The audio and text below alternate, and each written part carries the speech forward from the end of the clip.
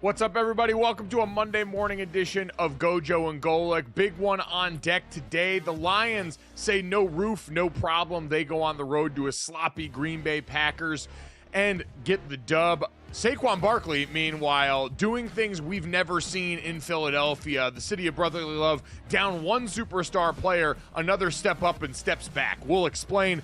And, of course, Lamar Jackson and the Baltimore Ravens reminding everybody why they might be the most unstoppable offense in the sport this year. Let's get to it. Big show today.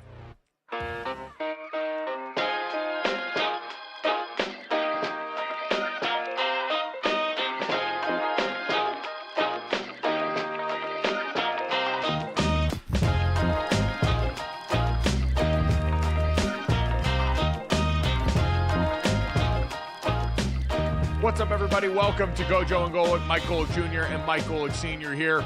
We're presented by Chunky Soup. Campbell's Chunky, the soup that eats like a meal. And we got a great show for you today. As always, make sure you download, subscribe, rate, and review us. Leave us a 5-star rating. Check us out here live Monday through Friday from 8 to 10 a.m. Eastern on the DraftKings Network. Marshall Newhouse going to join us, as he usually does on Mondays, to preview Monday Night Football coming up. We got the Bucks. We got the Chiefs. He's the pregame power-up co-host. You can catch that 6 Eastern on DraftKings Network.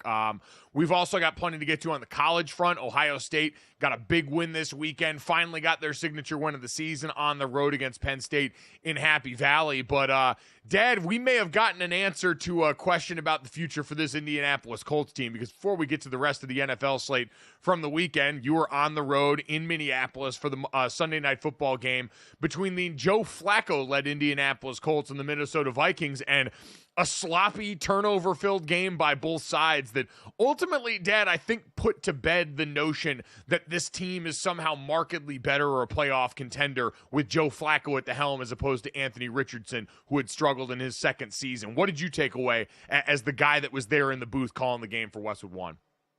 Yeah, as Ryan Radke, my play-by-play partner, said during the broadcast, this is not going to quiet down those that are speaking up that Anthony Richardson should never have been benched. It's not going to quiet it down. I mean, this was a sloppy, especially first half game where Minnesota just dominated by plays, by time of possession, by yards, and yet were shut out. Minnesota had scored the most points in the first quarter of anybody all season. They had averaged over 10 points in the first quarter. And they were not only didn't score in the first quarter, didn't score in the first half, missed 2 field goals. They had Sam Darnold was sacked by Grover Stewart, fumbled it, scooped and scored. That was the only score of the half. And I said, going into the locker room, I said, Kevin O'Connell has an easy speech to his team. It's like, guys, we're dominating them on the stat sheet. We missed 2 field goals. We gave up a sack, fumble, touchdown. We're only 1 score out of this. With the mistakes we made and how we dominated the stat sheet, we're 1 score out of it. And sure enough, they came out in the second half, first 2 drives, touchdown, and you just felt like even when it was 14-7, that they were going to be tough to beat, because to your point, the Colts just didn't have anything explosive. There was never a worry that, oh, they're gonna hit it big. The reason they made it a 1-score game is they threw it deep and they got a personal foul by Jordan Poyer, who hit the receiver in the head, moved it down. They did the correct thing, kicked the field goal, made it 21-13, a 1-score game, and tried an onside kick. But there was really no threat of them really putting a drive together. They didn't have 1 offensive touchdown. Their touchdown was a defensive touchdown, and they had 2 field goals. So it was not. And you brought in Joe Flacco because Anthony Richardson early in the season, his completion percentage was 50%. Then he had a game that was 31%, a game that was 44%. He has 7 interceptions to 4 touchdowns, 2 fumbles. So completion percentage, turning the ball over. But Joe Flacco completed 59% of his passes, had no touchdowns, and 1 interception. So it wasn't much better. And throw in the fact that he is an immobile quarterback. Always has been. It's nothing against him, but it's just 2 different styles. And when you need the ability to roll out and run the gain or make a play on the run, Joe just isn't able to do it. And he's a pocket quarterback. That's what he is. Anthony Richardson gives you more options. So this is going to be, Mike, an interesting situation as Minnesota gets back on their winning ways, and they are on the road for a bit, but they certainly have winnable games. The Colts, 2 of their next 3 games are against the Bills and the Lions, and they're going to have to make a decision on what they're going to do. If they put Anthony Richardson back in, it's going to have to be like, okay, you're back in. We're living and dying. I think they took this chance, and I understand it because they were one loss column away from the Texans, even though the Texans had beaten them twice already this year. They were close in the loss column to them, and see what can happen. Well, we saw what can happen. This is just not a big hit offense. And the Minnesota defense played more like they played early in the season than the last 2 games, though this offense wasn't like the Rams offense or Detroit's offense that they lost to in the last 2 weeks. So it's going to be decision time with the Colts. Yeah, I don't know if there's much of a decision. I think we saw this roster is not and this is what we said last week. This is not some Super Bowl ready roster that was just a quarterback away being hamstringed by their young player. This is a roster that should allow you to go through the growing pains with Anthony Richardson. I could understand, and you could sell me on, hey, it got so bad in the locker room. Hey, things behind the scenes here, the way that he responded to pulling himself out of the game and the thing and the message that sent to the locker room. We had to do something. And you saw Anthony Richardson down there, engaged on the sideline still, last one going into the halftime locker room, high-fiving guys, all that stuff. But the bottom line is, coming off of that, I don't think there is much of a football reason to defend leaving Joe Flacco out there for extended periods of time, given where you are in your team life cycle. Again, this is not the 49ers, who are a Super Bowl roster every year and who need to make sure they maintain that standard of quarterback play. This is a team that I think can afford to grow with their quarterback if they still do believe that there's potential here. And so I think that's what they need to do from here on out, is say, all right, we made our point. Now we've got to put Anthony Richardson back in here, and we've got to commit to getting the best out of this young player right now, because if we don't, we talked about the consequences of being a middling team that flirts with the postseason in a year where there aren't a lot of great quarterbacks available in the draft. If you were inclined to say, hey, it's just not working, there's things happening behind the scenes you guys don't know, and we got to move on. Yeah, that's the one thing. We're not at practice. We're not in the building. We don't know. But I did agree with the move, because while I agree they were not a Super Bowl ready team, if you can make a run, you try and make a run. And they were close to the Texans, who had just come off of a loss. So I get the move to try and provide that spark, but it's just not there. So I agree.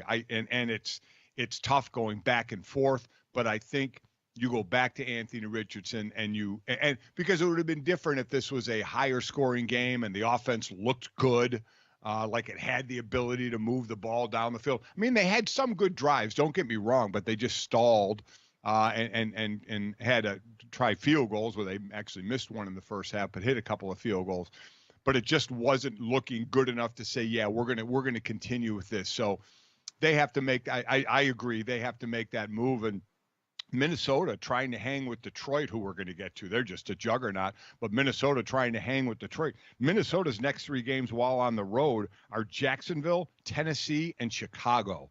So while they're on the road, they're certainly big-time winnable games to kind of go on that run they went on in the beginning of the year before their two-game losing streak to Detroit and the Rams.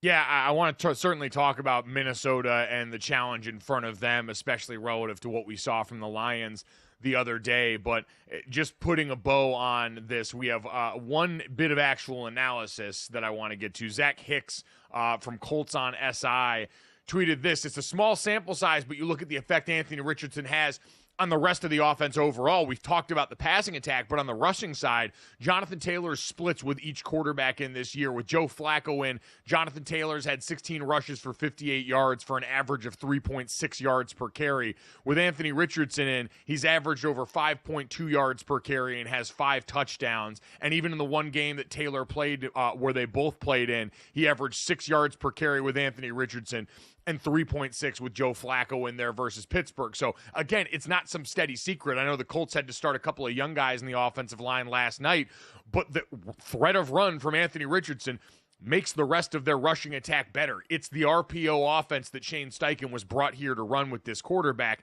The other part of it, Dad, is something that my mom has brought up multiple times with us, which is Joe Flacco is a man of a certain age. He's a little bit on the older side, and Joe Flacco having to play a primetime football game is past his bedtime. And on top of all that yesterday, you had daylight savings. So now Joe Flacco's body's an hour ahead of what the clock actually says, and he's playing this nighttime game, and it's hard to shake off the cobweb. So if you were going to do some 2-quarterback system, I would recommend leaving the 1 o'clock games for Joe Flacco and then let Anthony Richardson's young ass do the 4 o'clock of the primetime games. And maybe then you can find this happy medium in your Colts quarterback room.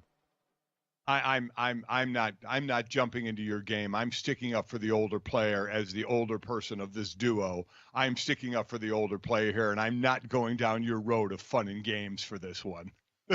Hey, listen, Joe Flacco's closer to my age than he is your age. I'm just admitting we're both sleepy. Well, I was tired watching that game. I couldn't imagine what it was like to try and be Joe Flacco and go out there and be getting hit by the Vikings every other play and having to get up then when you're already probably dealing with a natural lack of energy. By football standards, he's closer to my age. By football age, he is definitely closer to my age. And quite honestly, that O-line did a decent job protecting him. Now, at the end, they gave up 3 sacks. Boom, boom, boom. Yeah. But they didn't do that bad of a job protecting him. But when you make Joe move at all, like rolling right, it's just a different ball game. He just doesn't have the ability to extend plays like Anthony Richardson will have, even though Anthony Richardson's stats are bad. 2 fumbles, 7 interceptions, 44% completion percentage. You just, and that was, again, the reason he was benched. You just didn't see improvement from game to game, so you gave it a shot with Joe. But while it's the largest quarterback room in the league without question, it's also the most diverse quarterback room in the league, with one quarterback able to move and run and be dangerous running, and the other who is a pure pocket passer. You know what, Dad? It's not all that dissimilar stylistically from some of the debate we had around the Pittsburgh Steelers quarterback room, where Russell Wilson's not a statue by any means, but he's certainly not a young man or his younger self when it comes to his mobility. And the question of, hey, do you forsake some of what's happened with the rushing attack on this offense that we in some ways attributed to Justin Fields being out there, being able to help them and afford them a guy as a quarterback that can pose a run threat, versus the improvement that Russell Wilson would make as a passer in that offense? Russ went out and improved, the rushing attack doesn't suffer, and the delta between me and Justin Fields as a passer is enough to justify being out there. With Joe Flacco, it's kind of a similar proposition, and it's against the Minnesota Vikings, who are one of the best defenses in the NFL, so I'm not going to say it's a total indictment, but the idea is, unless you are some truly market differentiator and in the passing attack between him and Anthony Richardson, what AR affords you in the run game probably still worth holding on to. So that's what the Colts are going to deal with going forward here. Dad, you did mention the Minnesota Vikings of it all. We saw a little bit more bad Sam Darnold in this game with a couple of the turnovers. The offensive line, we mentioned, this is their first game without Christian Darrisaw, their left tackle, that went down with the ACL injury. Cam Robinson comes over, who they brought in and traded for from the Jacksonville Jaguars, and had a rough outing. Dad gave up a bunch of pressures, albeit didn't give up quick pressures that blew things up too quickly. But this offensive line definitely got tested early on against DeForest Buckner, against Grover Stewart, who was allowed to punch Sam Darnold in the head, and apparently it didn't matter, Dad. I mean, what the hell? Oh, come on. You can't call that. He didn't punch him in the head. He used his inside of his forearm. He caught him a little bit in the chin. I'm so happy they picked up the flag on that. I mean, just so happy. And that's where the test was for this Minnesota line. I thought Cam Robinson actually played decently out there for getting traded during the week and thrown in there. Now, he came from Jacksonville, so he's already played the Colts this year, and he gave up 0 pressures and 0 sacks when he was played left tackle for Jacksonville against the Colts this year. So I actually thought he fit in pretty well, but it was the interior of the line because it was Grover Stewart and DeForest Buckner. Of the 4 sacks, Grover Stewart had 2, DeForest Buckner had 1. They had pressure straight at the gut. DeForest Buckner had missed 5 games with an ankle. Their pressure rate was over 50% with him on the field and 30% with him off the field, and he's back on the field, and that's a high positive for this Colts. Those 2 interior guys are big time players. So that was definitely stressing the guards and center for Minnesota. Yeah, anyone named Grover is someone who I feel like has heavy hands, and that bore out in the way that Grover Stewart went and absolutely attacked Garrett Bradbury on that play. I made the sign of the cross at home watching that one-on-one because I've lived the other side of that, and it's not a great time. So, Dad, the offense got tested and certainly put them in some compromised spots. There was the back and forth where Flacco threw an interception, and then Sam Darnold threw an interception right in the very next play. But go ahead. What were you going to say? It's Sam Darnold who has played well this year, but every now and then the old Sam Darnold pops up. Those 2 interceptions were on him. They were bad throws. Now made up for it with touchdown passes with 3 touchdown passes. But when you start to get into the better teams and hopefully for Minnesota the playoffs, which certainly they're on the road to, those mistakes can hurt you. As I said, they have a pretty easy schedule the next 3 games. The last game, they already lost to the Lions once by 2, 31-29. They don't play the Lions again till Week 18, so we'll see what's on the line when they play in Week 18. But, yeah, it was a slow start and missed opportunities. Like I said, missed field goals, 2 missed field goals for a kicker who was perfect coming into the evening, a rookie from Alabama, Reichard. He was perfect coming into the evening. So that's just the issue, is just Sam occasionally reverting back and throwing those bad interceptions, one in the red zone, of which, you got to give the Colts credit. The Colts are second in the league in red zone turnovers. That was their 5th one they got. But that was definitely on Sam. And bottom line is, when you have Justin Jefferson, you're in good shape, because every scoring drive was sparked by a big play from Justin Jefferson, who is just incredible. He's been awesome. Aaron Jones has been awesome coming over from the other side of that Packers rivalry in the backfield. T.J. Hawkinson being back for that team matters a ton. So they've got great weapons everywhere, Dad. It really is just going to be, hey, in critical moments, when you look at the playoff teams in this division right now, as we talk about them, as we talk about the Lions, as we talk about the Packers, the Vikings have the worst quarterback of those 3 and the one that you worry most about in these critical situations in the postseason. Now, they've got a lot around him. That defense won out. Harrison Smith shutting the door in that game the way we've come to expect from him. But what we've seen, especially lately, is it's going to be a challenge, especially against a team like Detroit at the top of that division, as we kept wondering, hey, who might push them? We had the matchup between these 2 teams already earlier in the season. Detroit's gone out and answered the bell at almost every turn, whether it's against that Vikings great defense, whether it was against the elements being outdoors this weekend in Green Bay. They have clearly set themselves not only as the standard in that division, but the standard in the NFL. And Sam Darnold going out and doing what he did last night is a reminder, hey, we've been critical of Jared Goff in certain ways over the years, but he has been remarkably consistent and an incredible producer. We'll give you a stat on him over the last 6 games that he's had in the NFL. But, Dad, right now, the Vikings no closer to catching that Lions team based on what we saw last night. No, but they certainly had the offensive firepower to stay with them. As we saw in the game, it was 31-29. It's going to be who can outscore who, because Minnesota has 3 receivers, and Jefferson, Addison, and Naylor, who all average over 15 yards of reception. I mean, and Sam Darnold has been getting rid of the ball with the most time, like 3.1 seconds, so he has time to let routes develop. It's just going to be a matter of which defense, I think, for Minnesota shows up. All right, well, we had the defense from Minnesota show up in a great way last night.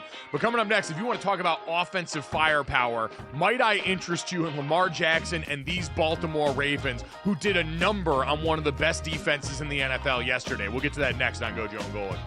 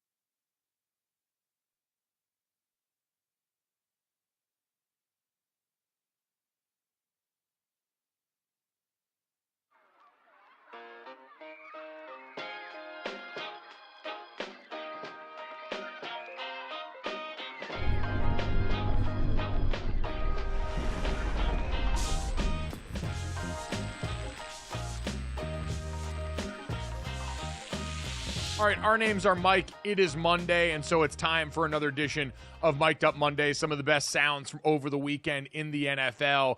As Dad, we talked a little bit about Sunday night and an assessment of the NFC North that is home to one of the best offenses in the NFL in the Detroit Lions. But I think if we're being honest right now, they may be the best team. I don't know if there's a better offense than the one in Baltimore right now. The Ravens went out there again and did the damn thing this weekend. Here was Derrick Henry talking about their performance after the game.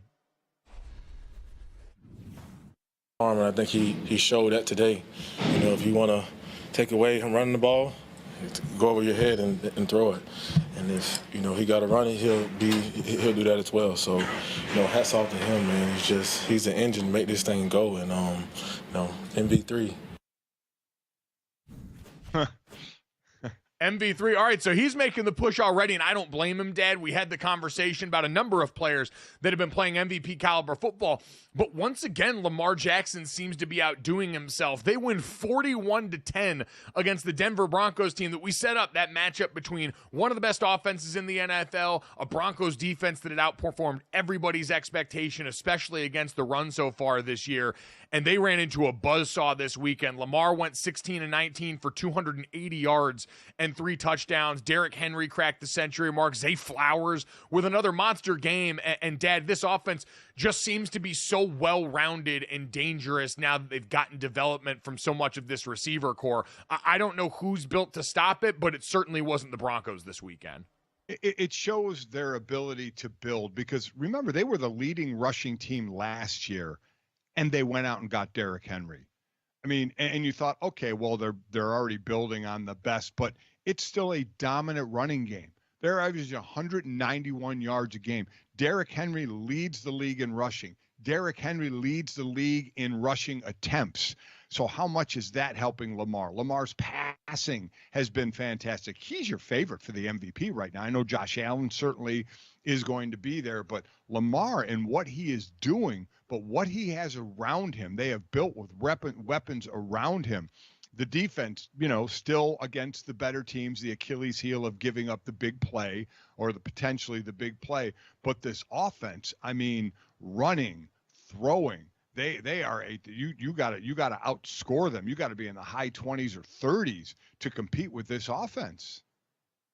You do, and listen, the one thing that continues to show up, you're right, is the defense on the other side. Like Cortland Sutton going 7 for 122 in a Broncos passing offense that had not been some dynamic show on turf. The Ravens can't get pressure, and it puts their back end in a difficult position. And eventually that might come back to bite them. But to your point, Dad, it really is going to have to be a shootout that beats this team because offensively they are just too capable right now.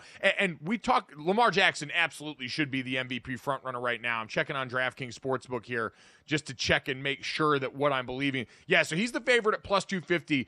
He's followed by Josh Allen, Patrick Mahomes, and Jared Goff. Jaden Daniels is in the 5 spot. So that all makes sense. That order to me is fine right now. Josh Allen we'll get to at some point. Another freak show effort from America's favorite moose that happens to play football.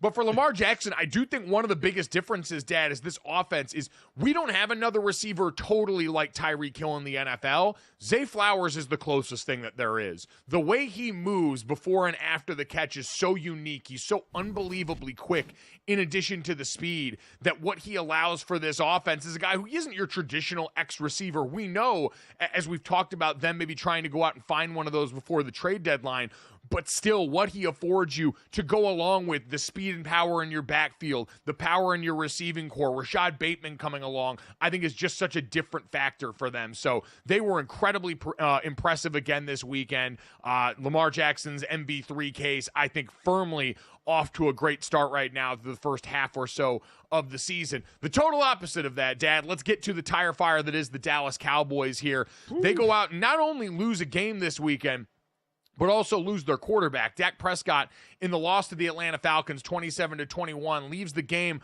with what was described as a hamstring injury that they're going to have get evaluated this upcoming week. We know that injuries on the defensive side of the ball have already been pouring in, with Micah Parsons having missed time, Deron Bland, among others.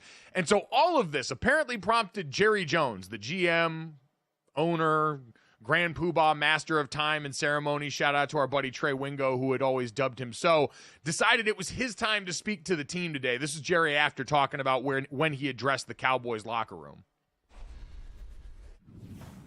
This for all of our Dallas Cowboy fans. I will tell you this, that I've been around, I've seen Michael Irvin tear up and cry when he couldn't lose anybody because he's just recovering from knee surgery. Yet his ass came back and led a team to 3 Super Bowls. I know you can be there if you're there. That room's full of guys that can get it done. I believe in them.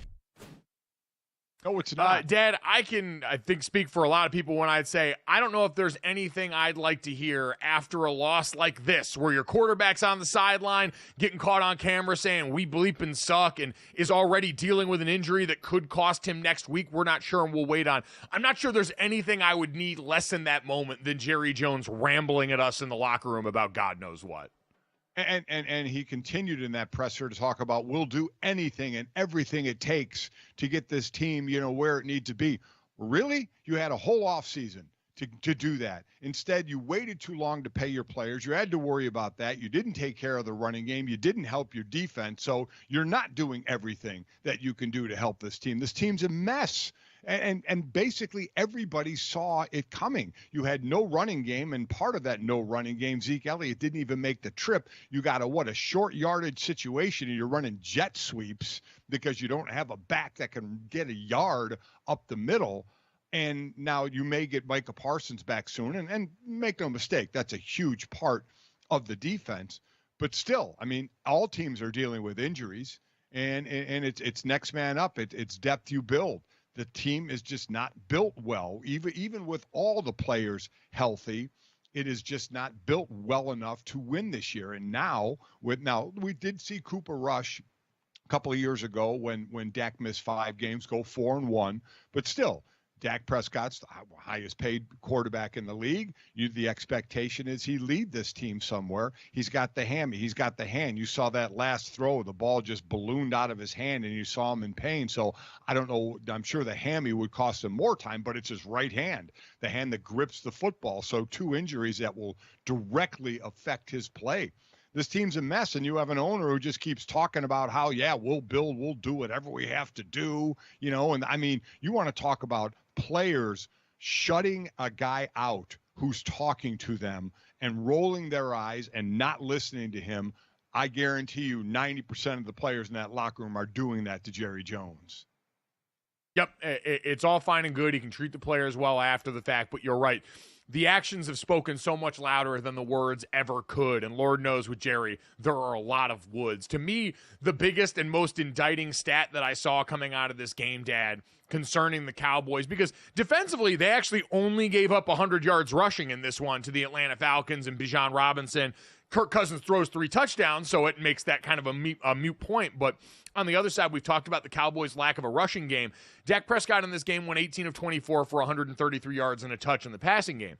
He had a season-high 30 rushing yards, though, including a 22-yard gain in the second quarter on their scoring drive. That was the Cowboys' longest run of the season. Dak Prescott's 22-yard run in the second quarter of this game was the longest run the Cowboys have had this season. You got Zeke Elliott, who was a healthy scratch in this game, Dad, who apparently, according to Jane Slater, there's been some recurring issues with tardiness and missing meeting times there. So the guy that you brought back to this franchise that you knew very well apparently looked around and said, this smells so bad, I don't want to be here right now. So it is all bad in Cowboys land right now. Yeah, and everybody is looking, because we saw a couple of years ago Christian McCaffrey, TJ Hockenson go on the trade deadline. Can you trade for somebody that's going to help? We talked about that a bit with the Colts last night trying to make a run. But Chris Ballard, the GM, has made one trade in 8 seasons. I don't see a trade the Cowboys can make that's going to make them markedly better and put them in the hunt, even though Jerry Jones said they'll do whatever they have to do to make this team a better team. I just don't see them wasting assets on a trade to bring in somebody who isn't really going to help. At this point, based on the way that Jerry said one thing and done another publicly, we should be bracing ourselves for the Cowboys to be selling off parts at the deadline and not going out there to buy them at this point in the season as they now sit at 3-5. Let's make a move elsewhere in the NFC East, because one team actually has gotten its bleep together after a little bit of funk early in the season and gave way to the coolest play I've seen in a football field in God knows how long. The Eagles win their 4th straight. They win their 4th straight coming off a bye weekend, finally scored in the first quarter, but it all culminated, Dad, in a Saquon Barkley run that ended with a backwards hurdle that will be talked about hopefully all day today and for the rest of the season. Here was the entire Eagles team gushing over what their star running back has meant to the squad so far.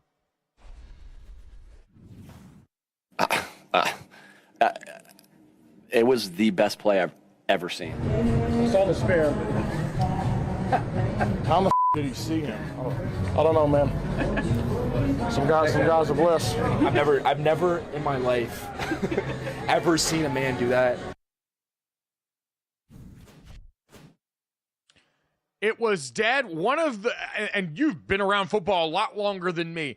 I have never seen someone with the threat of physical violence as ever present as it is in an NFL football game make a move this risky, this cool, and this instinctive in my entire life. We've known Saquon Barkley's a different level of athlete, and we knew coming over to Philadelphia it would afford him the opportunity to be better. In this game, 27 carries for 159 yards and a touchdown to go along with 40 yards receiving. But something like this is such a 1% of the 1% move that I'm still having trouble catching my breath. And it wasn't like the first and only move of the run. He shook a tackler, spun out of a tackler, and then leaped back and then high jumped backward, which even trying to jump over a player forward is dangerous. First off, where the helmet's the defender's helmet can hit you, obviously that can be number one. But number two, you're defenseless in the air and can get smoked. Now his back is to the defense, defenseless in the air. Yet he just did it all just in a smooth sidestep, spin, jump motion that was just, you had to kind of really collect yourself on saying, did this really happen? And I'll say again, I mean, what these two guys, Henry and Saquon, have done for the aging running back and the running back market. As I mentioned, Baltimore's the number 1 rushing team in the league. You know who's number 2?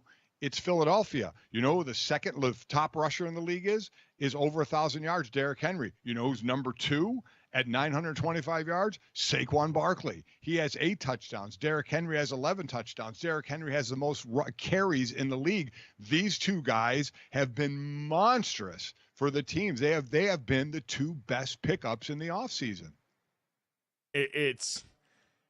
It's everything we expected to see out of Saquon Barkley when he came to the NFL. And we saw in flashes in New York, but injury and the ineptitude of that organization ultimately robbed us of the high-end version of the player that we're getting right now. Because, Dad, in this game, A.J. Brown went down, I think, around the first half of this game. And so he had to be the bell cow for them. Devonta Smith stepped up, made some incredible plays. And we'll talk coming up next about a little bit of the decision-making that we saw from Nick Sirianni that came under fire. They get a 5-point win. The Jags kind of mount a late comeback in this. But, Dad, this wasn't just fluff in a game where they could afford it. Saquon Barkley was making these plays in the midst of a game where they desperately needed him to be the playmaker out there, and he was. He's answered the bell behind an offensive line that's been dealing with new parts broken in there because of injury, because of the retirement of Jason Kelce, and it hasn't mattered because he's been that good. I mean, imagine how sick the Giants have to be. Now, Saquon still on the Giants wouldn't solve a lot of their problems, but to see him go within the division and be as good as he's done has got to make the Giants sick. And for the Eagles, they play the Cowboys next, and Cowboys are certainly down and out. But then they play on Thursday Washington, then they play the Rams, then they play the Ravens. So they, after the Cowboys, which should be a winnable game for them, they have 3 in a row that are going to be tough. Yeah, I think there's been a lot of stuff for Eagles fans to feel good about in the last few games. But to your point, wins against the Jags, against the Cowboys, against the Commanders, wins against the Giants, against the Bengals, against the Jaguars, against the Deshaun Watson Browns. A little bit different than what they've got coming up as a test. Coming up next, we'll get to winners and losers here in GoJo and Golic from Week 9 in the NFL.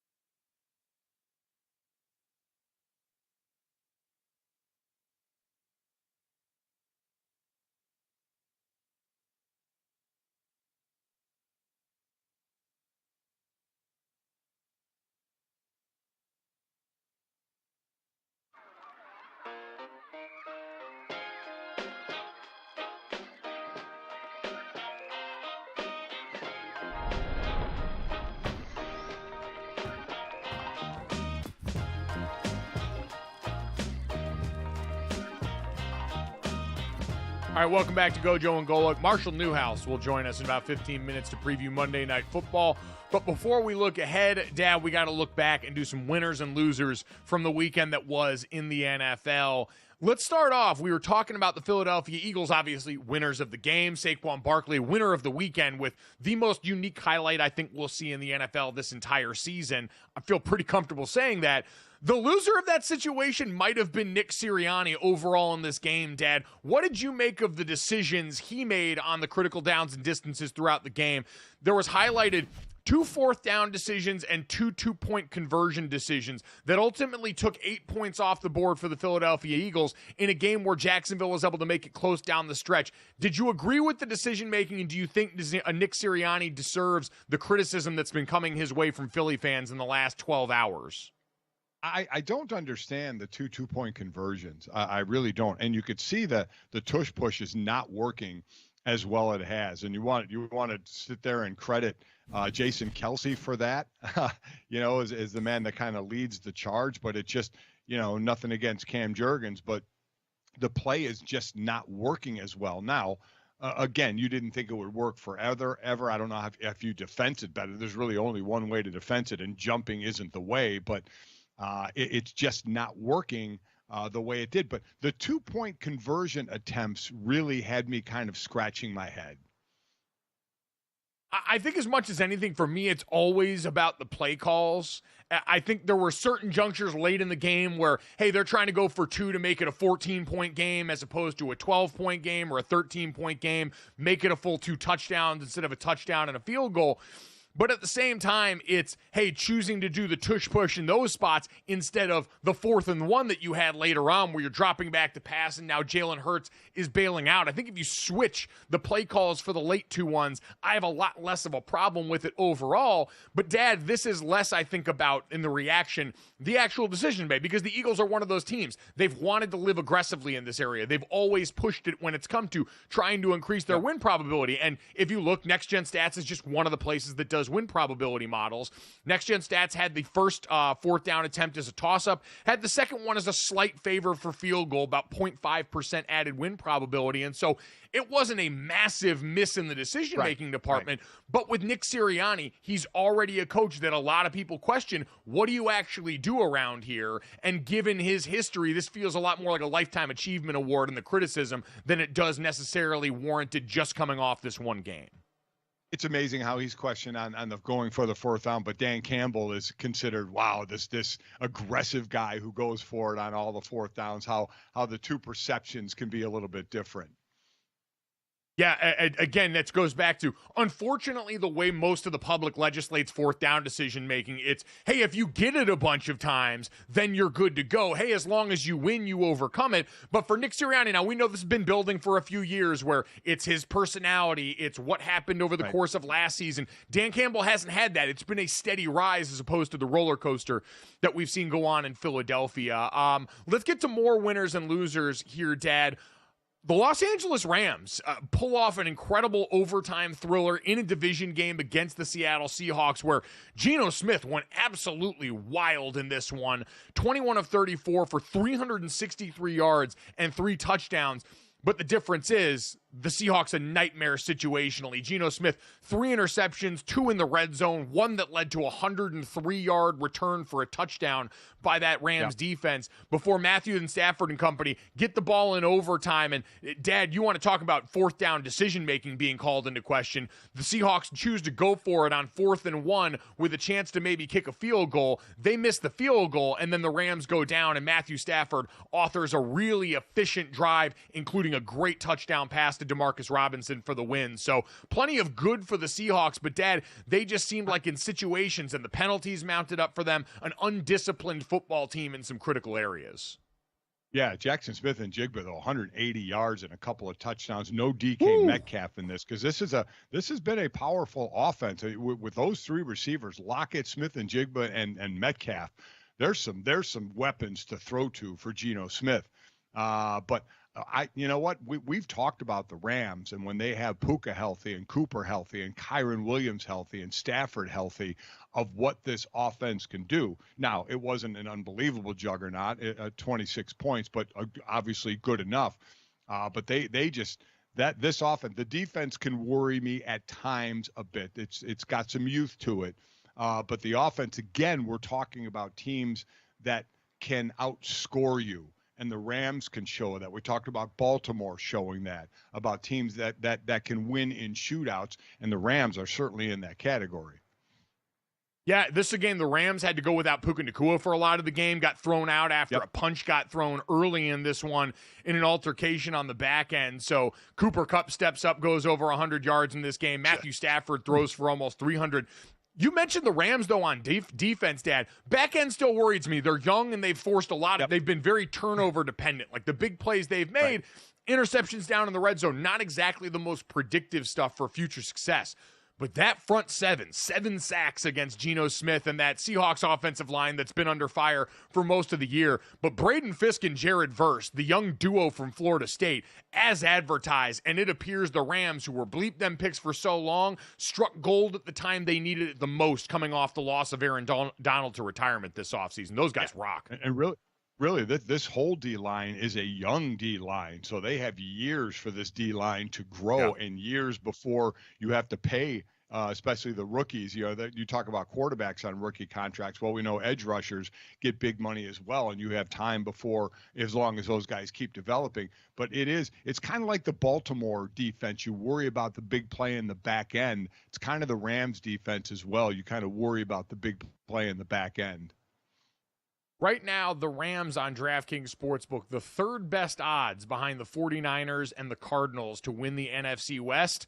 Plus 320. I don't know, man. I look at them and the 49ers and say whoever can stay the healthiest and get the healthiest down the stretch probably has the edge on winning that division. We'll see what the Cardinals have to say about that overall. The Seahawks, man, Geno Smith is phenomenal. That receiving core is incredible. They are unfortunately along the offensive and defensive lines just not consistent enough, I think, to go out here and ultimately register on the Richter scale.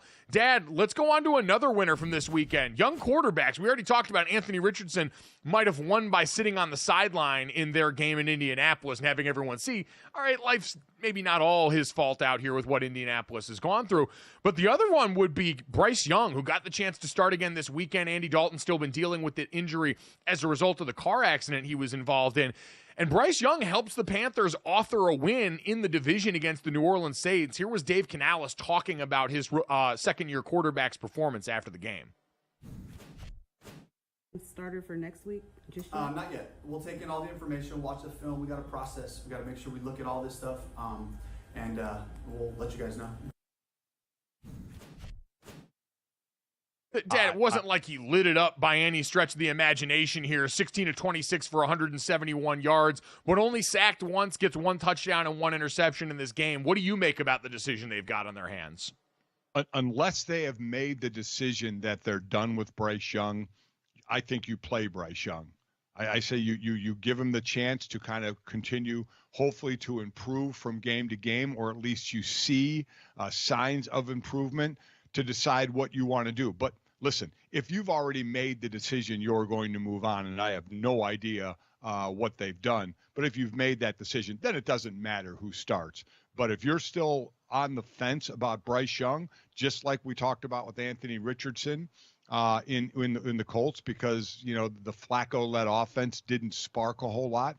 I think you put Anthony Richardson back in, and I think if you still have hope for Bryce Young, you put him back in. Now, again, they were highly outgained. I mean, the Saints number of the Saints outgained the Panthers by 150 yards, ran for over 150 yards, and won the turnover battle. In the last 20 years, teams that have done that are 275-0 until yesterday. It's now 275-1. The Saints statted the Carolina Panthers to the tune of those numbers I just gave and lost the game. But I go back to what I said. If you're still unsure about Bryce Young, you give Bryce Young the chance to grow or continue to grow in practice, in the film room, in the classroom, and on the field to see what you have.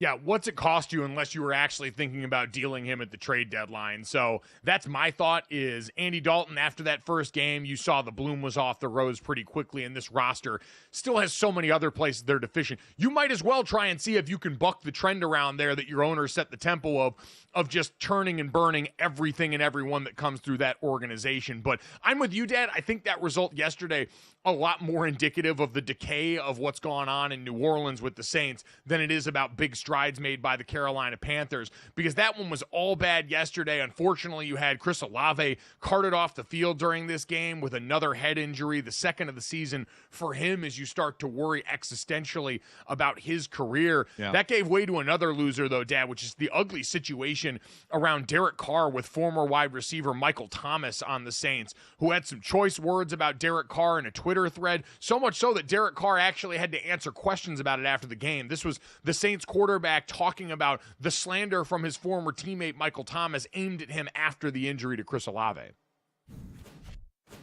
For Mike, and when he does that, I don't really care for it, obviously. I've had so many teammates over the years, and he's like the one dude that didn't get along with me, and I don't know what I did to him. I don't know why.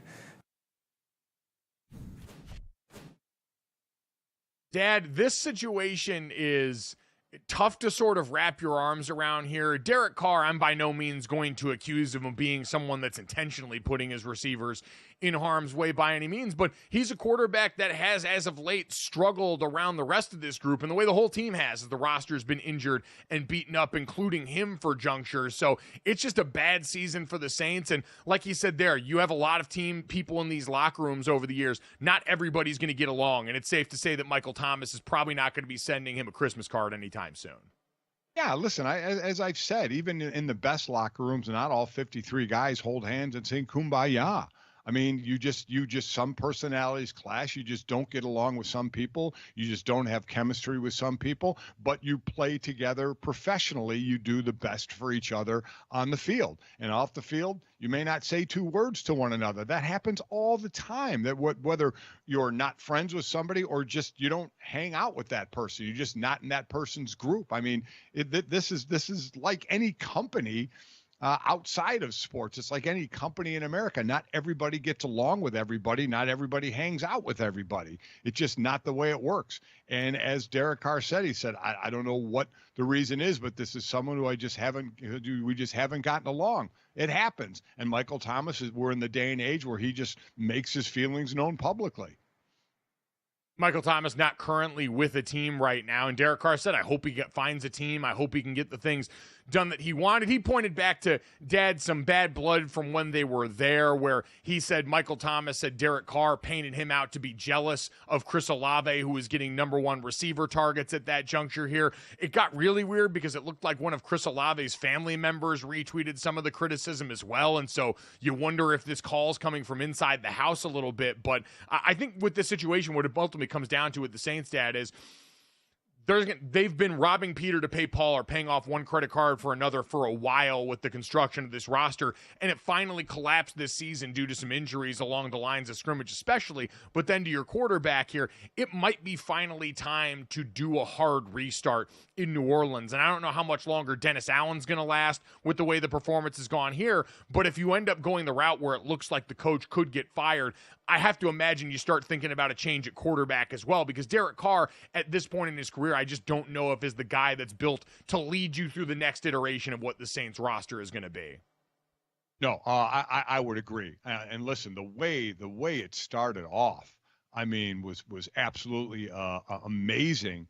There is a potential out after that. You have to think about the money as well, of the cap hit and the dead cap hit that you would incur as well. But I mean, the way this team started out, 91 points in the first two games, you were thinking, wow, this team's going to make a run, and it just has fallen apart. And you're right. It may need a big time restart from the top down. Yep, too beat up to really get a look at your backups either. I mean, Jake Haener and Spencer Rattler were both running for their lives behind an offensive line that is just a shell of its former self. So you feel terrible, because this, at the start of the season to now, may be the biggest and wildest swing of any NFL team that we've seen so far this season. We'll be back with the Monday Night Football preview next on GoJo and Golic.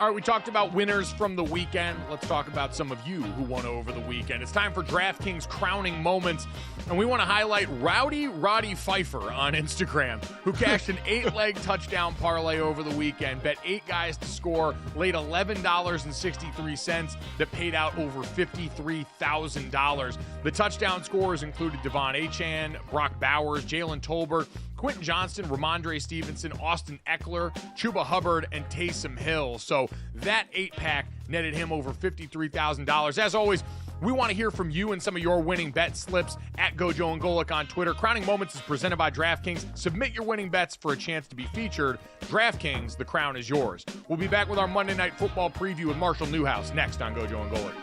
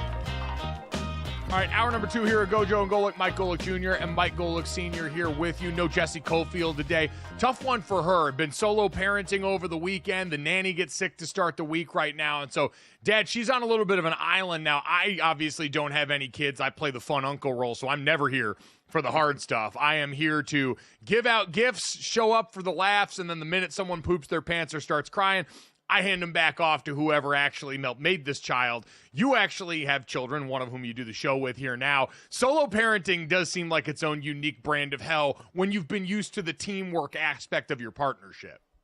Oh, let me tell you. I mean, when you guys were sick, and again, you and Jake were close in age. You were 6 months old when your mother was pregnant with Jake. I mean, so you guys are close in age. So when you guys were sick, I actually had it better going to work. To go and get up at 4:15 and go do a 4-hour show when I was at ESPN was actually the lighter side of the workload that had to be done in parenting when your mother was stuck at home with you sick kids. Didn't you get caught at home one time when me and Jake both pooped our pants at the same time or something and had a bad reaction to it? Am I remembering that right?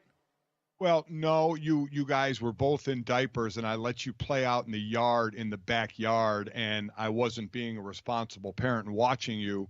And I forgot if you or one of you pooped, and the other took the poop and wiped it on the other one. So you came into the house with poop wiped all over. It was not a great parenting moment by my stretch for A, letting you two out in the backyard with just diapers on and no supervision, and then B, coming back on, which what I thought was dirt, but was actually poop. There we go. Well, hopefully Jesse's day of solo parenting is going a lot better than that, because I do not think that's a scene that she is necessarily board certified for right now.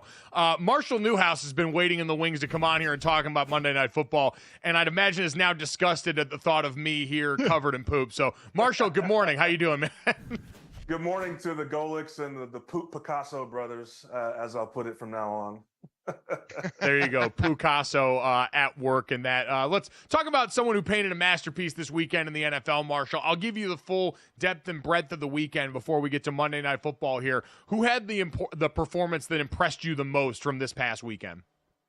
Well, I think it was still Jane Daniels, just because of what they're doing as a team.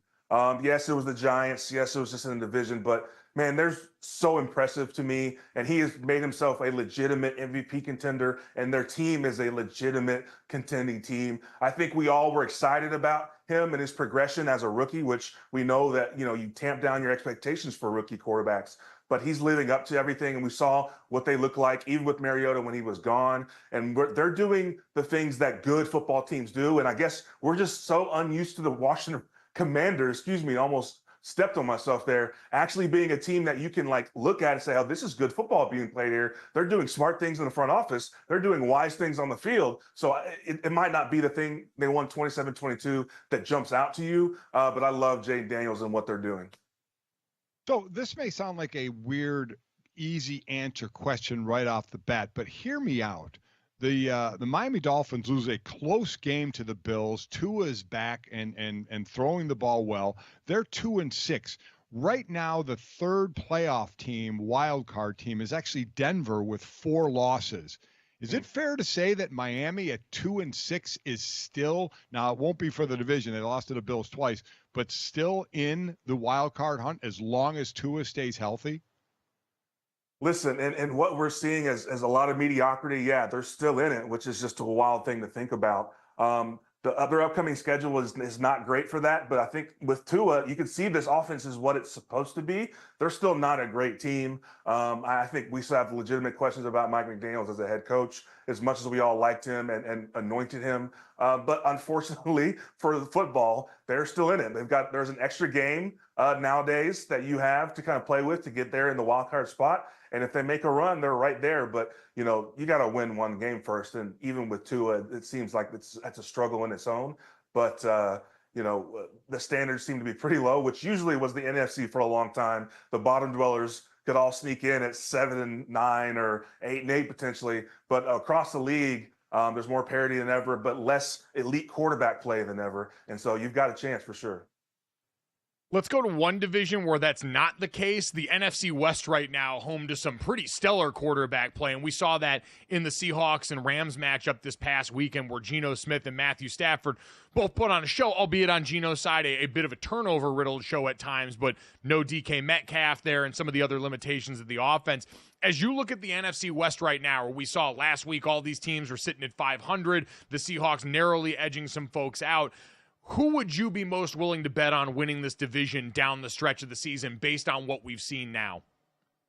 Well, to me, that's entirely dependent on how healthy the Niners can get, because they are still the cream of the crop in that division, but they've been playing with one hand tied behind their back.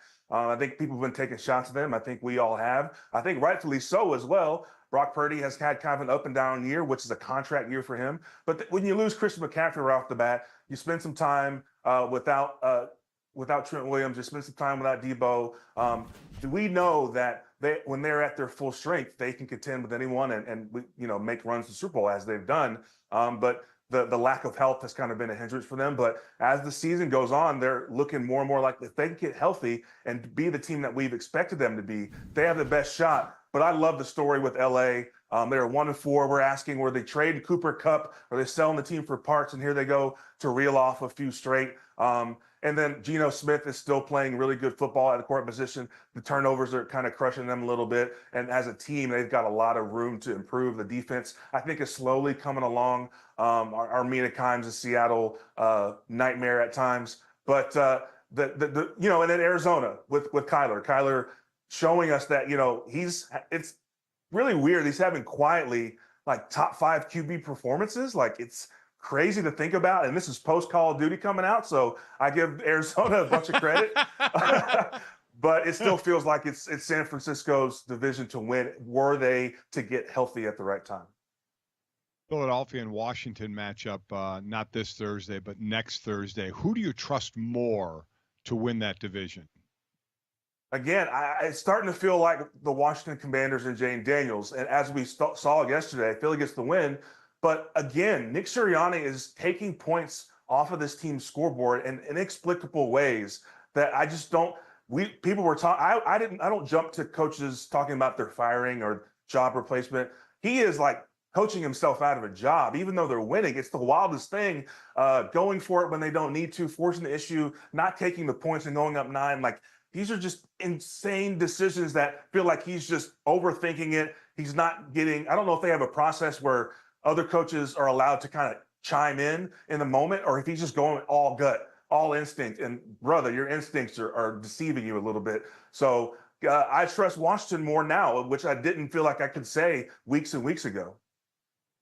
I think one of those things that I said before when we talked about this earlier, it's kind of a lifetime achievement award for Nick Sirianni, who's built up all this bad equity with people based on the last couple of years, but especially now that we'd had the revelation that sometimes he dips into play calling. And so now we're invited to assume that the majority of bad decisions can be attributed to the coach that people already don't trust on the outside. So a bad PR strategy, some bad in-game strategy. Ultimately, Philadelphia's talent still going out there and getting it done. Speaking of talent, Marshall, let's talk about Monday Night Football coming up. Patrick Mahomes and the Chiefs taking on a Buccaneers team that we know is devoid of so much of the weaponry that would have made this game truly exciting here. What are you looking for as far as a key for the Kansas City Chiefs to go out there and try and keep this thing rolling in their Super Bowl defense and remain unbeaten? Well, I think it's the evolution of this Patrick Mahomes, DeAndre Hopkins relationship. I mean, just in 2 weeks, he's thrown for 192 first half passing yards to DeAndre Hopkins. He's targeting him in the same way that he did Rashee Rice earlier in the season, where they get a matchup in the slot somewhere, then move him here in motion, and they just take a one-on-one matchup because he can get open and he's got incredible hands. And so the maturation of that relationship is going to dictate, the Chiefs had a weakness where Pat Mahomes just felt like he was playing with broken Legos, and now he's got a guy who's a proven pass catcher on the outside. The defense of Kansas City has still been carrying the team for the most part. And so this is a complete team. I don't think Patrick Mahomes is the front runner for MVP like we're used to saying, but I don't think he cares. I don't think Andy Reid cares. I don't think Travis Kelce cares. They're playing winning football, and not even their best football yet. They are doing the things that a championship team does, which is we're winning how we need to win. And then we're going to pace ourselves almost like the LeBron Heat or the Warriors started doing a little bit, where all we need to do is be hitting our stride come playoff time. That's all we're cared about, is making a run. We've got the best guy in the league when the moment counts the most. And so I'm just looking for them to continue that tonight. As far as Tampa Bay, the injury bug has certainly hit them. They're looking up at Atlanta, who they've already lost to twice. Atlanta's 4-0 in the division. Obviously, they could play for a wild card spot or possibly still the division title. Is it just starting? Are the injuries just becoming too much for Tampa Bay? Yeah, listen, there are some teams that just don't have as much margin of error. That's just how this goes. It's not fair to lose Godwin and Mike Evans on the same night is tough for Baker Mayfield, who I think has been a great story of his redemption arc and finding a place that cares about him and wants him, and him reciprocating that with performance. The guys in the locker room seem to love him a lot. But yeah, I think they are just behind the 8 ball a little bit. They're not as deep across the board. Their defense on the back end gives up a lot of passing yards. So it's hard for them to stay in games unless he goes straight gunslinger. Well, he's a gunslinger without extra weapons. And so especially tonight, I think that they'll be spirited. I think there will be a passionate effort by the Tampa Bay Buccaneers. I think they believe in Todd Bowles and Baker Mayfield, but ultimately, I just think that they're missing a few bullets in the chamber. Yeah, a lot of great Westerns end with a gunslinger who's unfortunately outmanned at the OK Corral, and it seems like that unfortunately might be the case for Baker Mayfield. And just big picture, Marshall, in general for this Chiefs team, they go and make the DeAndre Hopkins move. They bring in trade for Josh Uche from the former New England Patriots pass rusher to try and bolster things here too. How important is that in continuing to signal to your locker room, even in the midst of a season where you're undefeated and you're 7-0, that you're constantly trying to find ways to improve? Listen, the GM's even said in interviews, and that's a person who's at the top of his game, both organizationally and then in his own profession, as Veach is saying, hey, listen, we have a chance with an all-time quarterback to make a run. We're going to be smart and intentional, but we're going to make moves. We're going to be aggressive about making moves. And I think other people get so, black and white about whether you're aggressive or whether you're a seller or buyer or seller. He's just like, hey, we're in a position to improve in a certain area, which they saw as pass rusher and a prime time pass catcher, and they went and got him. And they went and got him for not a whole lot of capital for a team that has Patrick Mahomes on such a large deal. And so that's what the best teams do. That's what they've always done. And the Kansas City Chiefs and Brett Veach are showing that their mentality is that of, we're going to go stomp people out, even though we're on top. We want to maintain ourselves on top because we never know. We've seen the NFL, we've seen franchises turn and go on 3-year non-playoff winning streaks. Like, this is not guaranteed, even with Patrick Mahomes. They understand that, and it's incumbent upon them to go make moves. And so as a player in the locker room, you're just like, hey, I want to go, if I'm a free agent somewhere else or if I'm a player in the locker room, this guy gets it. He's staying aggressive. It's not selling the entire farm, but it's like, hey, he sees the opportunity here to go win rings. And ultimately, that's what we judge these teams and players on, is their championships and the runs they make, and he understands that. It is amazing the similarities that continue to pop up between the prime Patriots dynasty and this one with the Chiefs now, and the way that it's built, the way that they constantly churn and bring in veteran pieces to try and help. And to your point, the desire players have to want to go and latch on to this winning machine and be a part of the ring factory that is Patrick Mahomes, Brett Veach, and Andy Reid. Check Marshall Newhouse out tonight. The pregame power up here on the DraftKings Network, 6 o'clock Eastern, every Monday and Thursday, getting you ready for the primetime football matchups here. Marshall, always appreciate the time, brother. Thank you. Thank you, fellas. Pleasure as always. Thanks, Marshall. And you also, Mike, you have Travis Kelce, one touchdown down short of passing Tony Gonzalez for the franchise record, just continuing to build his Hall of Fame resume.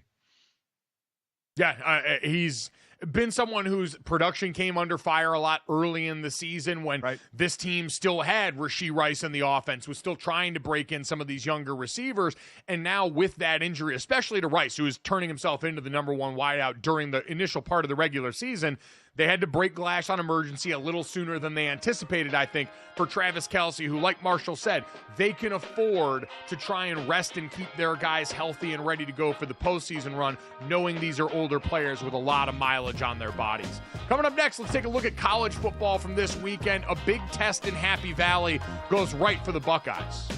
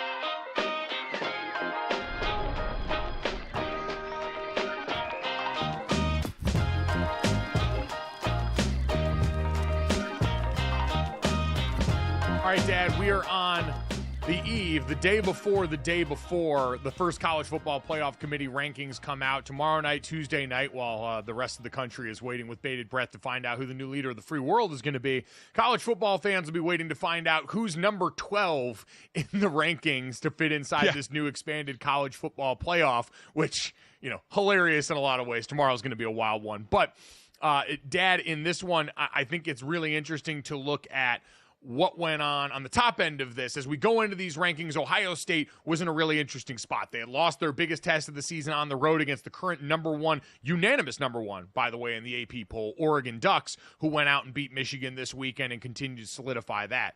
Ohio State had their next best chance on the road against Penn State, ranked in the top 5 in a matchup in Happy Valley at noon, and they went out there and answered the bell. So much so, Dad, and this is not something that we've gotten to do for a while with the Buckeyes. I want to award the Ohio State Buckeyes offensive line our Offensive Lineman of the Week award. It is presented by Campbell's Chunky, the soup that eats like a meal. And every week we get to shout out an offensive lineman or a group that goes out there and gets the job done. And this Ohio State offensive line was beat up. Donovan Jackson, their All-American left guard, had to kick out at left tackle because they were so beat up at that position. The guy that played center for them last year had to come and start next to Will McLaughlin, the guy that transferred from Alabama and took his job. And all they did, Dad, over the course of this game was rush for 179 yards, 4.7 yards per carry, including a final drive, 11 plays including the kneel down, but 10 straight runs starting at their own 1-yard line to salt away the final 5 minutes of this game and kick the door down on their first marquee win of the season. So a really impressive performance by a group up front that was reshuffled, that has been often scrutinized, and that found a way to deliver in the biggest moment when their team needed them the most. O-lineman's dream, right? You as a former O-lineman, that 4-minute drive with 5 minutes to go and you run out the clock, coming off of Penn State having 4 cracks at the 3-yard line and not getting in. So kudos to the Ohio State defense for stopping Penn State, and then the offense to just running out the clock. I mean, for an O-lineman to just go forward and play smash mouth football and end the game and end James Franklin's yet again dream of beating a ranked team. I mean, it's just absolutely going up in smoke for him. Yeah, James Franklin now 13-26 against ranked opponents during Franklin's 11 years in Happy Valley. He's also 4-17 against Ohio State and Michigan, with only one of those wins coming against the Buckeyes. And, Dad, this game honestly looked like a carbon copy of last year. For all the conversation that we had about Andy Kotelnicki coming over as the offensive coordinator formerly with Kansas and now with them, about what they were supposed to do with Drew Aller, who ended up going out and starting the game. We know there was the will he, won't they of would he be out there? Would Bo Pribula, who had started or had finished the game against Wisconsin, be out there? And Drew Aller goes 12 of 20 for 146 yards, no touchdowns and an interception in a game where they still, Dad, were unable to push the ball downfield in any meaningful way against this Ohio State defense. So it's unfortunately been more of the same. And for Penn State fans, this continues the point of frustration of James Franklin has had Penn State better than 90% of college football, but inside this conference, they cannot crack that upper shell and showed no signs that it's any different this season. It's exactly what we thought. I think everybody thought their ranking in the AP poll was higher than it should be, but you knew they were going to have a chance to prove it on the field, and they did against Ohio State, and they just don't have the firepower to compete with the upper echelon, right? I mean, now what it will be interesting what the committee does with them, because they were ranked 3 going into the game. That's their first loss, and it was a 7-point loss, and they dropped to just 6th. So it will be interesting because they won't have a chance, obviously, for the Big Ten title game now, but where they will be ranked as a 1-loss team, how much respect they'll be given for a 7-point game against Ohio State, even though Ohio State looked to be the better team. But that's why these rankings tomorrow are so important on where you start in the rankings. Yeah, and I think for Penn State, Dad, I'm less concerned about that because to finish the season, Washington, Purdue, Minnesota, who, Minnesota's been a more live dog as of late. Washington just notched a win over USC. Maryland is going to be at home for them. But this Penn State team is fully capable of making an expanded playoff. It's always been that way. But I think for Penn State fans, a lot of it, quite honestly, feels like their counterparts in the NFL in the Pittsburgh Steelers, where it's, hey, making the playoffs fine, being competitive, being a double-digit win team that produces heavy NFL talent every year. We're used to that around here. They've got rich folks problems where they're saying, we want more than that. And right now, based off what we saw, even if they make the playoff, Dad, Penn State is in no position to win games in that or be a viable threat at a national championship based on what we've continued to see from this team. I mean, to your point about what they did in this outing or what they can't do, Penn State receiving, their leading receiver in terms of yards and catches was their running back, Nick Singleton, who's a great player, who's a guy that can afford you a value in both of those phases. But him, Tyler Warren, their great tight end, only has 4 catches on the day for 47 yards, despite being their real only viable downfield threat. So it just speaks to the way that this offense still has failed to evolve in that capacity. I mean, could 4 teams get in from the Big Ten? I mean, you have Iowa and Ohio State playing November 23rd. That's going to be the game that determines who plays Oregon for the Big Ten championship. If Ohio State were to win that, Indiana would just have 1 loss. Ohio State would be playing in the Big Ten title game against Oregon. Even if they lost again with 2 losses, they would probably be in it. So we talked about the SEC getting 4 teams. Could the Big Ten be in position to get 4 teams in? It certainly looks like it. That one will be heavily dependent on your rankings. But to your point, Indiana jumping up into the top 10, they leap over a team like Notre Dame and move up to that 8 spot in the AP poll.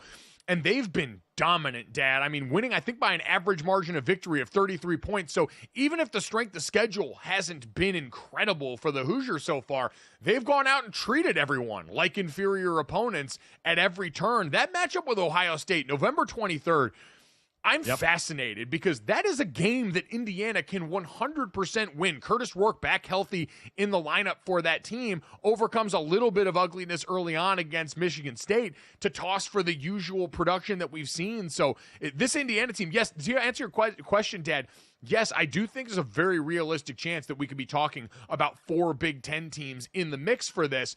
And part of that is because, hey, it's what we usually see in the SEC, right? When you've got one team that people look at as respected enough to be great, and you can base everything else off that opinion. If Oregon's the consensus best team in the country right now, well, hey, Ohio State played them pretty close, so they must be pretty good. And hey, if Ohio State's that good, well, Penn State only lost by a touchdown, so they can't be that bad, and Indiana's going to have their crack at it. Round and round we go because the rest of the Big Ten isn't able to really touch that group in any meaningful way, and because Iowa lost so much early, I do think you've got a pretty good opportunity for that conference to be the one that sends that full group into the college football playoff. And it'll be interesting where Boise State is put. Like right now, AP polled are 12. If they were to be 12, they wouldn't bump a Power 4 team out because they would already be in the top 12 because they win the rest of their games. They're not going to fall. So, again, interesting of where the committee puts them in the initial rankings. Yeah, it really is. The committee's got their hands full with this one because that Boise team, and I saw, there's the other conversation with Boise State about Ashton Genty and the Heisman Trophy where I love Kevin Clark and I understand how Miami tinted the tweet was about, Travis Hunter and Cam Ward being the only 2 Heisman Trophy, candidates of note. Ashton Genty is absolutely in that group. The fact that we have talked about this guy less in the last few weeks because he's only rushing for like 128 yards or 150 yards, and it's not the usual 200-plus yard production we saw early in the season, is a testament to just the insane standard that this dude is held in. So he absolutely belongs in that, and I'm sure that's going to be something that Dad picks up more steam now that we can continue to attach, hey, concrete playoff conversation to this team once the committee gets together and starts to have this out. The other one that's going to be real interesting is, Dad, we had a wild weekend in the ACC where Clemson goes down and loses to Louisville, undefeated Pitt goes down and loses to SMU and gets baptized by them. And so you've got Miami just sitting there on an island, a team that also this weekend looked like it could be in some risk as you had the Manny Diaz revenge game coming back with the Duke Blue Devils, and Malik Murphy looking like he might have been a quarterback able to author an upset. That Miami defense is going to make every game a struggle because right now they have just shown no ability to stop opposing offenses through this season. But Cam Ward just continues to Heisman. He's got to start doing the pose, Dad. Cam Ward at this point is the guy that's already the leader for the Heisman Trophy race in most people's estimations. You got to start doing the pose so that we have that to run for the highlight reels. Because if anyone's earned it, my brother in Christ, that guy has earned it because him and Xavier Restrepo are almost single-handedly lifting this team to the point that they're at now. Their legs have to be so worn out from carrying this team and pulling that defense out of the fire. But it's made, we were basically putting Miami and Clemson together in the ACC title game. Now SMU has the inside track, right? They're undefeated in the ACC, not a too daunting of a schedule the rest of the way. So now the matchup could be SMU and Miami in that ACC title game. It could be, and with Clemson being out of the mix there and some of the Pitt being done away there, we kind of start to move away from some of those scenarios where, hey, if you have 3 undefeateds at the end of the season, what are you doing in some of these conference races here? That also got made easier for the Big 12, Dad. Iowa State finally gives one away this past weekend as well, and so now the path looks a little clearer for BYU as Kansas State loses again this weekend. The chaos of that conference giving way a little bit towards the end of the season. Iowa State felt like they had kind of been living on borrowed time for a bit now, and so that goes down. And so the picture is certainly becoming clearer, but to your point with the ACC, with the Big 12, if you are the SEC, if you are LSU, if you're in the Big 10 and you're Penn State or Indiana or Ohio State, you're rooting for those other divisions and the other conferences to start to cannibalize enough to where now those become single bid, maybe at best 2-bid leagues, and these big conferences that we know are bloated with so many of the best teams can have more room for theirs, the same ones that already want more automatic bids for their conference based off what they perceive as being the biggest and best of the bunch. Yeah, listen, if BYU runs the table and wins the Big 12, they're going to be the lone rep in the Big 12. There's nobody else in the Big 12 that's getting in, no doubt about it. So we have 5 undefeateds left: BYU, Miami, Oregon, Indiana, and Army, which plays Notre Dame in a couple of weeks. So it's certainly getting down to crunch time for sure. And again, the committee tomorrow night has their first meeting and their first rankings that come out, and boy, oh boy, are all eyes going to be on that.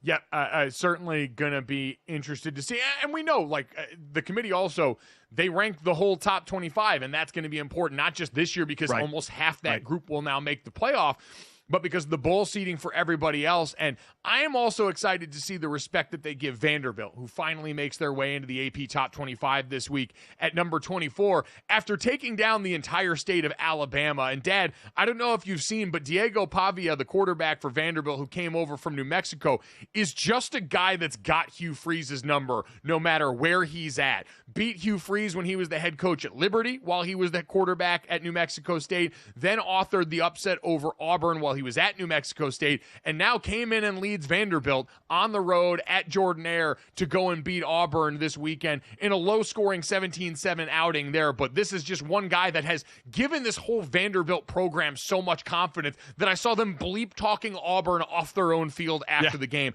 One of the most incredible storylines, and certainly Clark Lee, probably the front runner for Coach of the Year in college football right now. Well, listen, absolutely talk smack while you can talk it. You don't know how long it's going to last, right? But what a rise up for Vandy and what they've been doing this year. So good for them. It's incredible. You know, the loss to Georgia State earlier in the season, a head scratcher, but a 3-point loss to Missouri and a 3-point loss to a Texas team that's going to be one of the representatives in the playoffs. Not a terrible resume. You want to talk about the ultimate chaos game, though. Coming up next weekend, might I encourage you, in Vanderbilt against South Carolina. South Carolina, who just upset the apple cart for Texas A&M fans riding high after that win over LSU. The perfect storm is these two teams meeting to find out who the ultimate landmine is in the conference there. But again, Vanderbilt going bowling this season. Clark Lee notching all these SEC wins after being the doormat during his first few years of building this program. It's been really impressive to see what they've been able to do and the change that they've been part of there. So tons of great stuff to sink our teeth into. Tomorrow and Wednesday, we will give you wall-to-wall coverage of the College Football Playoff Committee's first round of rankings. Our buddy Jason Fitz is going to stop by. We'll have everything you need to know there. But coming up next, let's talk about an ugly situation brewing in the city of brotherly love with Joel Embiid and one local reporter. Next on GoJo and Golic.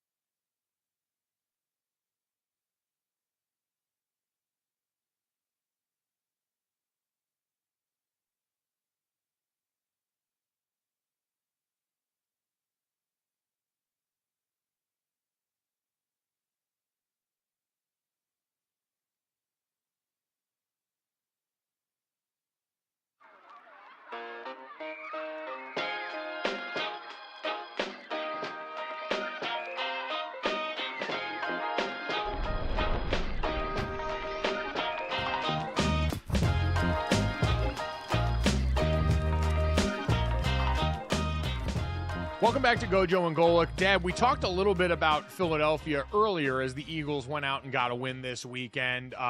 They've thankfully been doing the winning because their counterparts in the 76ers have not so far.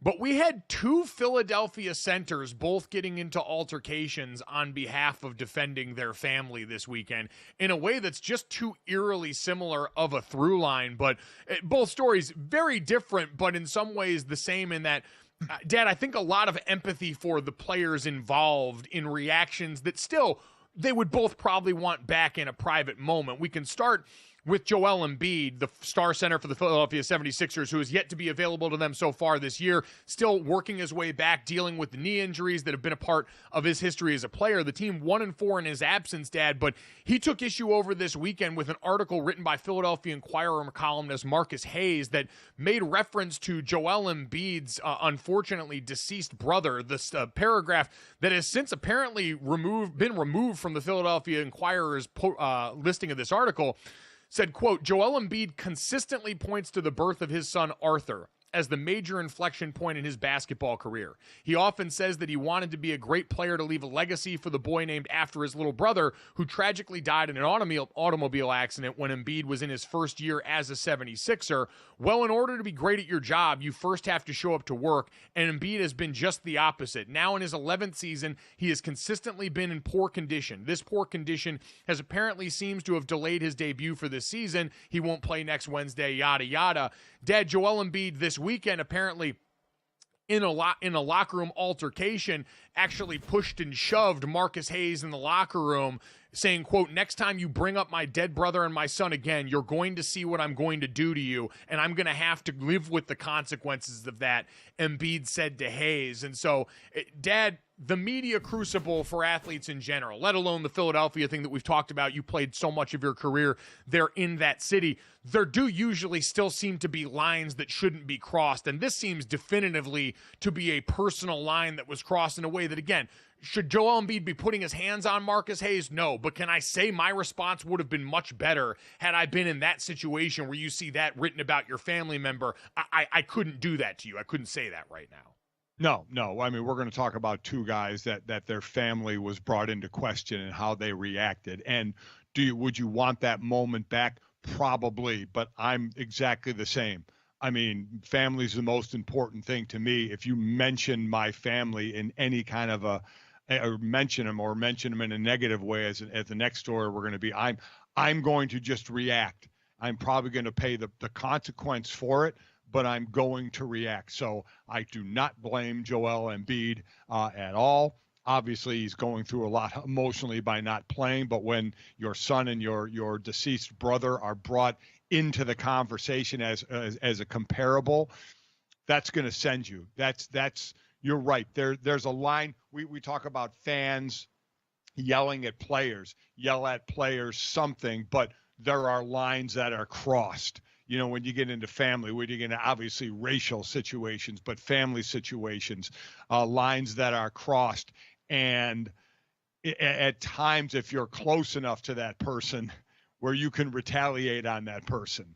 And I would probably say it's that Joel Embiid probably would have liked to have done more to that reporter. I'll leave it at that. And it's obviously it's a good thing he didn't. But if I were that reporter, I wouldn't mention his son or his deceased brother anymore. And I was talking to, Billy and Yates, who are two producers on our show, who are both Philadelphia guys, and it seems like the reputation around Philadelphia is that Marcus Hayes has been somewhat of an agitator, which you can even see in this interaction, quite frankly, Dad. In the locker room, the Sixers media was trying to kind of get a handle on this situation. They tried to move a Tyrese Maxey interview out of the locker room to just clear some reporters out of there, and Embiid continued to go and kind of, bark back and forth. And in several instances, Hayes offered an apology Embiid didn't want. He said that's not the first time. You remember Joel before this weekend had basically been quoted saying, "I've done too bleeping much for this city to be treated this way." That also seemed to be in reaction to this piece. And Embiid later said he didn't care what reporters say, to which Marcus Hayes went and barked back, "But you do." So the guy, even in a moment where he's apparently trying to be apologetic, still can't help but be antagonistic in this situation where you've already unnecessarily, you read this piece, there was no reason to bring up his family where he did, to be critical of Joel Embiid if you want to be of him not being on the court. So a complete overstep here in a way that reporter does not seem legitimately contrite about. And players obviously have to take when they're criticized for their play on the court. Sure. Right? I mean, you're a public figure, you're playing on a court, you're going to be criticized. But this crossed the line without question. And Joel Embiid reacted. So, I mean, we'll see where it goes from here. But if I were that reporter, like I said, I wouldn't mention those two again in any article to try and justify what you did. No, it was a jarring situation there, as we know tensions are high. We saw frustrated Nick Nurse talking in a press conference about Embiid and Paul George not being available to start the season. It sounds like Paul George is getting ready to make his debut, so that can at least assuage some of that. The other situation we had, Dad, was at the Penn State-Ohio State this past weekend where College Game Day was at. And Jason Kelce was out there. There had been the back and forth between him and Pat McAfee about kicking in the NFL and its role there. And so he came to make good and kick the extra point challenge that Pat's had at College Game Day going on this season. And there were video of Jason Kelce leaving after walking through crowds of Penn State fans when one Penn State fan, or one fan in the crowd, a bunch of them holding phones videotaping Jason Kelce, referred to Jason's brother Travis and his relationship with Taylor Swift, calling Travis Kelce a homophobic slur, to which Jason Kelce turned around and spiked the young man's phone on the ground, walked away with it, and then Dad was shown on camera later on returning fire with that same homophobic slur in a fit of rage. And another one of those there where there's no excuse for the language, and I know Jason's going to be the first one to put his hand up and apologize when he gets the opportunity to do so for doing that in the heat of the moment. But this is another one, and Dad, this sort of underscores the larger societal mentality where people just continue to think, and we see this in stadiums all the time, that they can just say anything they want to these people inside the arenas with no consequence, like this is Twitter and it's sweet out here, and quickly find out in a way that could have gone markedly worse for the person involved on the receiving end of this from Jason Kelce, that that's not going to fly here. But this is also a reminder, Jason is probably going to have to find ways to get himself out of these situations in the future. He's been an awesome, accessible star while him and Travis have watched their profile grow, but people are just not responsible enough, I think, for all that access to a guy that nice. No, and it's going to be, listen, Jason's he's always been on the football field with the fans yelling at him, not with the fan taping right next to him, saying what he said, again, about a family member. So I cannot sit here and say, oh, Jason shouldn't have done that, because I probably would have done that as well. And you're right. People are just too comfortable in their words to somebody. Like this guy forgot he wasn't in his mom's basement, typing his Twitter muscles, and realized he was face to face with someone and had to actually answer the bell for it. Maybe we need a little more of that. So people aren't as comfortable with throwing around their crap just to try and get a reaction. You got a reaction. How did you like the reaction? Now, at the end of the day, Jason going to have to pay for it. Pay for it. Will there be what comes of this? I don't know. But I certainly will not sit here and criticize Jason Kelce, as most were on his side. Some obviously saying he's got to be able to handle that better. Well, you know what? Till you're in that situation, it's easy to say you should handle it better. And he probably understands he should have handled it better. But I don't know if there's anybody out there who in that moment wouldn't say, I would have reacted the same way to some jerk that's just trying to get a reaction. And you know what? You found out. F around and find out. Yeah, that was the ultimate F around and find out moment there. I've been fortunate, and you and I both been fortunate to be around Jason, even as of late, as the star turn around the Swifties and their attention has all gone. I have never seen a more patient person in dealing with the amount of fan attention that they get in public than what the Kelce brothers have been.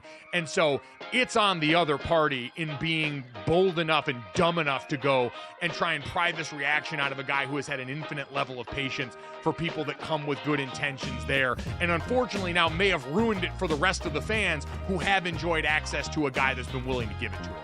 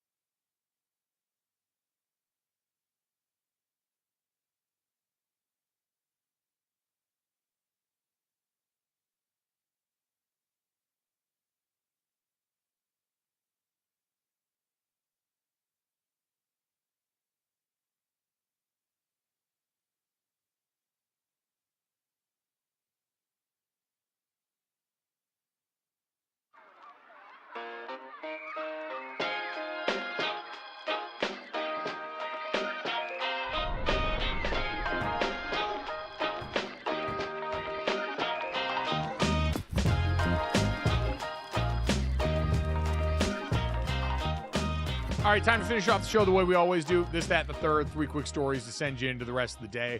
Make sure you download, subscribe, rate, and review. Leave us a 5-star rating. Check us out live Monday through Friday from 8 to 10 a.m. Eastern on the DraftKings Network. And if you got to miss us live for any reason, check out our great guests like Marshall Newhouse, former NFL offensive lineman and one of the co-hosts of the pregame Power-Up on DraftKings, 6 o'clock Eastern on Mondays and Thursdays. You can catch that interview wherever you get our podcast or right here on YouTube as soon as we get done with the show. Let's get this done so Dad can catch his flight out of Minneapolis. And, Dad, let's start off with this. I'm sure you saw the touchdown celebration that became incredibly trendy over the weekend. Incarnate Word receiver Jalen Walthall is the one that set this off originally. A full-blown actual headstand, not a handstand because there are no hands present, but full-blown reversed planking here that set off not one but 2 former USC star wide receivers to try and mimic it in the NFL as Drake London and Amon-Ra St. Brown both found the end zone and both paid homage to the celebration. Gotta say, Dad, Amon-Ra St. Brown's by far the best. Flawless execution, great core strength in a celebration that neither of the two of us could ever pull off. Yeah, I mean, if you had judges involved in this, St. Brown would have won. He would have had the highest score for sure. And you're right. I couldn't fathom doing this and how much I would hurt myself if I would try to do this. I mean, we've seen all kinds of celebrations out there. This was one I hadn't seen. This was a new one. And, man, I'm not going to lie, when done correctly, looks pretty darn cool. It's a reminder that these wide receivers are some of the scariest athletes on planet Earth. Like, we already talked about the Saquon Barkley play, the reverse hurdle that'll live forever in NFL history, but the body control we see from wide receivers on a week-to-week basis in the end zone blows my mind routinely. Dad, I feel like for you, if you had ever gotten in the end zone, you'd have been one of those guys where you, like, shotgun the football like it was a beer. That seems like it's right up your alley. I never thought about that, and the closest I got was the interception against the Cowboys when I intercepted Troy Aikman, and it was just me and Troy Aikman down the sideline and stopping me from getting to the end zone, and Troy basically dove at my feet, and all I had to do was basically step over him, and I tripped over him, showing my non-athletic ability. But I had no idea what I would have done if I'd have got to the end zone. That's a good one. I would have acted, because God knows I shot enough beers in my life to try and do that, pop the top off the football and act like I was shooting a beer. I would imagine I would have done absolutely nothing, just turned and celebrated with my teammates, and then that night would have regretted not having something ready to go, because God knows those opportunities for defensive players don't come around too often. So you got to make hay with it when you can. I guess that is always the part that impresses me so much about guys. And some of it is, hey, if you've got a play that's scripted to go and be a touchdown for an offensive lineman, everyone knows that's coming. You run that and drill that in practice enough to where people are talking about the celebration. We've seen, Quentin Nelson and the guys at the Colts do the keg stand celebration before. Prior preparation prevents poor performance. But for these wide receivers that do it pretty frequently, I'm always amazed at the deep bag of celebration some of these guys have, because you also got to remember the plays and manage all this other stuff, and to have that and be able to calmly kick in that mechanism, pretty damn impressive, because I'd be out of breath just going back over to the sideline getting to suck wind on the oxygen tank, as I'm sure you would have. And first done by a college player, where individual celebrations can bring a flag, where you can get away with a little more in the NFL, but in college, I mean, the refs are joy killers immediately if a guy starts celebrating on his own. So, for Jalen to do it in college, you definitely was a little more risky than doing it in the NFL. Oh, he did get a flag too on that play, actually. So he sold out for it there and did get the flag. Shout out, by the way, Incarnate Word, big year for them, the former alma mater of Cam Ward, who's now the front runner for the Heisman. Oh, there you go. And that's the thing about it. You do that, you're going to get a flag.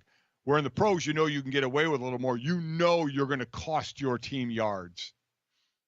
Yep, and but he did get mimicked by a bunch of NFL players and going to get talked about all day today. Yep. So who's laughing now? Yep. Speaking of laughing now, Dad, let's talk about the Carolina Panthers and get to that. Cam Jordan tweeted out after the game an interaction after the game. Quote, "We just lost to the Panthers. I love y'all, New Orleans. Truly had higher expectations and the best of hopes for us. Y'all deserve it." And this was how the Panthers chose to rebut on Twitter after one of their 2 wins now this season.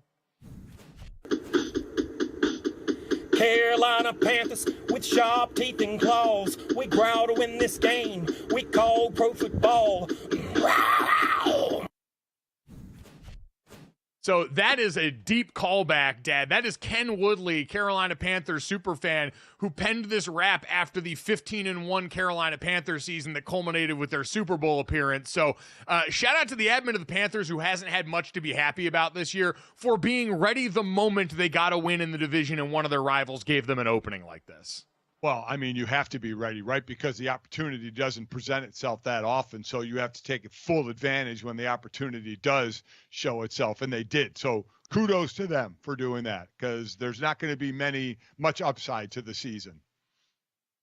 Cam also, I mean, you could tell just completely down because he understands where this season had started. He's been around there for so much winning football. And he knows this is kind of like when Sean Payton said the quiet thing out loud after the Broncos beat the Panthers the other week and said, we didn't play up to our standards. That's not a good offense over there that we just went up against. And while Bryce Young showed flashes and maybe enough to keep the job for him going forward as Andy Dalton gets healthier, this is still much more of an indictment about what's gone on in New Orleans than it is about anything else. So shout out again to the Saints folks for staying ready there. Dad, let's get to the third here. Speaking of someone who's always ready, Shane Beamer's South Carolina Gamecocks, have been a team in college football that has authored some of the most interesting and enjoyable moments, going all the way back to when I covered them in the 2021 Duke's Mayo Bowl, and Shane Beamer was the first coach to get doused in the Mayo bath. This last weekend, they go and upset then top 10 Texas A&M at their home field in a game that was, really theirs from the start. And Shane Beamer decided to make a little extra special for his wife after the game in honor of her birthday. Take a look at the post-game locker room scene that we had in South Carolina.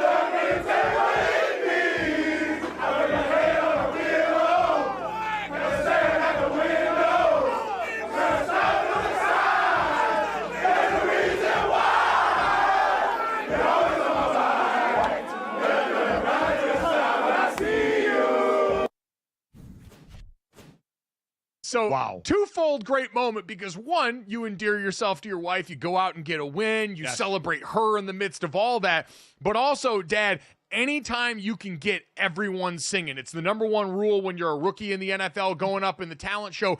Anytime you can get the crowd involved, you've won. And this was an all-around win at every turn for Shane Beamer this weekend. Without a doubt. He had the moves going. All the guys had the moves with him. Had the big thick chain on, so maybe that was an interesting twist. But he scored points everywhere with that, as his team did. This is obviously he's building something there. I'm sure he'd like it to come along a little quicker. But wow, I mean that was a celebration. And the main thing is he scored huge points with his wife. That can't be looked over. That is quite honestly the most important thing out of all of it. Hey, keep the main thing. The main thing is usually smart business. It is why clearly that marriage seems to be in a great place, and why the South Carolina Gamecocks continue to be one of those teams that no one wants to see, especially with that defense this year. Shout out. I'm going to be honest. I've been around locker rooms for a long time, and I always enjoyed the different music that I got exposed to. I have never heard When I See You by Fantasia until this time, or seen its importance in locker rooms and just how many people loved that song. That's on my playlist. How have you not heard that? Are you kidding? Yeah, you guys couldn't see off camera. Dad was singing along every word of that along with Shane Beamer. If you were as well, make sure you download, subscribe, rate, review the show, leave it a 5-star rating. Sing along with us whenever you can catch us. Check us out tomorrow. Thanks so much. We'll talk to you then.